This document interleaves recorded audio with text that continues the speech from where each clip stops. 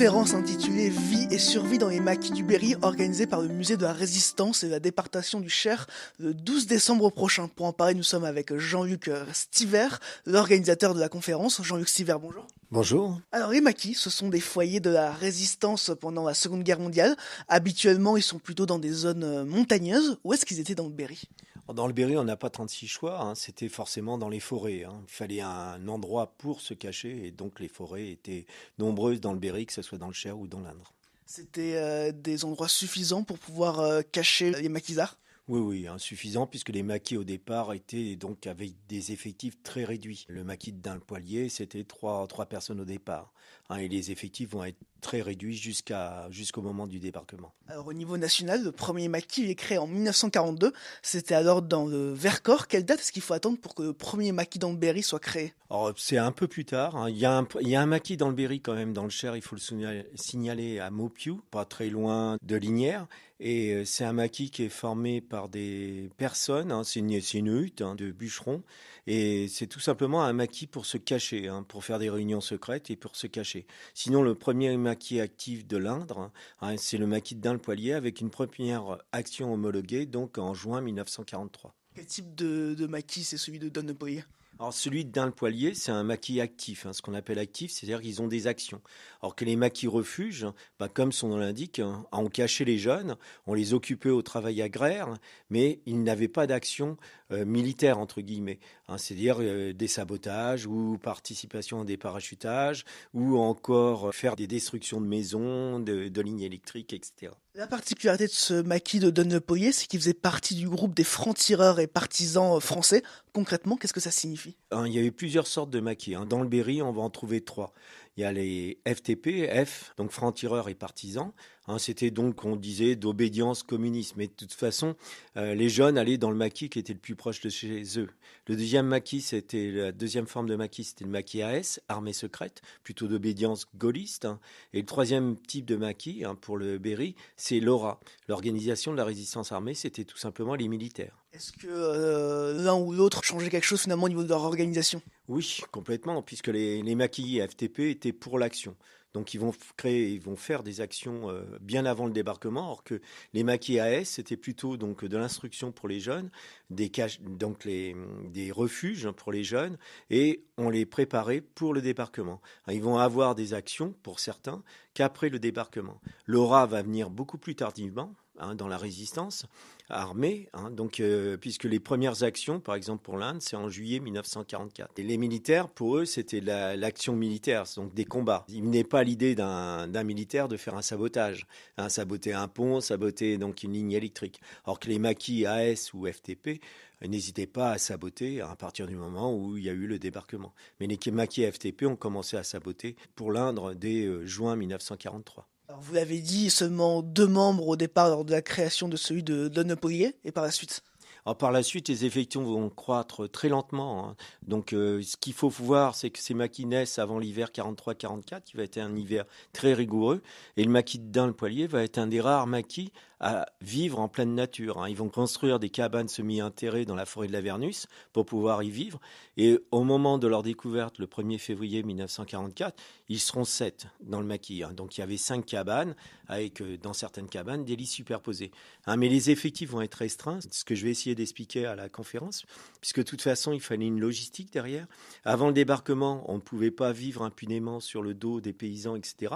Donc tout ce qui était pris était payé, alors qu'après le débarquement, ça va être des bons de réquisition qu'on va donner par exemple aux paysans.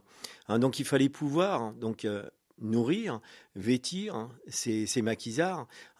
C'était des jeunes tous, puisqu'ils avaient entre 20 et 23 ans.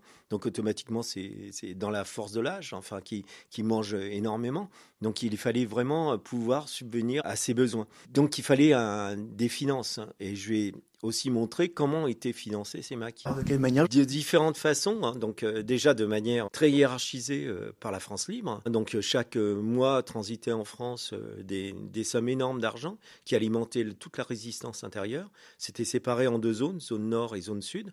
Et pour chaque zone, c'était distribué donc en fonction des mouvements ou des maquis.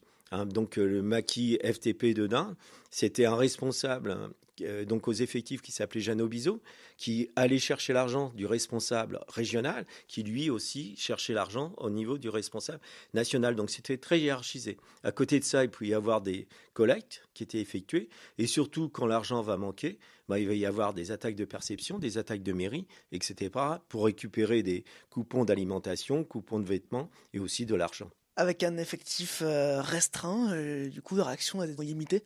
Non, pas du tout, hein, puisque certaines actions, comme les sabotages, pouvaient très bien s'effectuer à deux. Un sabotage de pylône leur prenait à peu près 1 heure à 2 personnes. Il fallait mettre donc les charges de plastique à des hauteurs différentes sur les pieds pour que le pylône bascule. Et ça permettait donc de couper l'électricité au moins pendant au minimum 24 heures. Les parachutages s'effectuaient donc avant le débarquement à 4 ou 6. Par la suite, les effectifs vont être plus grands puisque ce sera plusieurs avions qui vont venir parachuter sur le même lieu. Proportionnellement, pour se rendre compte, est-ce que dans les autres maquis de France, les membres étaient plus nombreux ou pas forcément? Alors, dans les maquis, normalement, l'idée du maquis, c'est un effectif réduit. Donc, en général, moins de 100 personnes. Pour parler du Vercors, qui est dans la mémoire de tout le monde et qui est un maquis assez imposant, ce qu'il faut savoir, c'est qu'il y avait des dizaines de camps qui étaient séparés. Et dans chaque camp, il y avait une centaine de maquisards. Donc, de toute façon, c'était des effectifs réduits dans chaque maquis, tout simplement parce qu'il fallait partir le plus vite possible si on était recherché par les forces allemandes ou par la police ou la gendarmerie. La vie au quotidien dans ce maquis de Neupolier, comment est-ce que ça s'organisait? Leur cabane, c'était très rudimentaire. C'était des trous creusés, donc à peu près d'1,20 m de profondeur, 2 mètres à peu près au carré. Ils avaient donc planté à chaque coin donc des poteaux, sur lesquels ils mettaient des tôles. Donc c'était un abri de fortune, mais ils étaient heureux là-dedans. Alors au niveau de la nourriture, donc j'en ai parlé déjà un peu, il y avait certains qui allaient donc se procurer de l'alimentation, donc soit dans les fermes. On est dans une région très rurale où la viande ne manque pas, les pommes de terre aussi, etc. Donc au niveau de la nourriture, ça pose pas de problème. Ils étaient près d'un étang, donc ils avaient l'eau, ils avaient des pastilles pour rendre l'eau potable.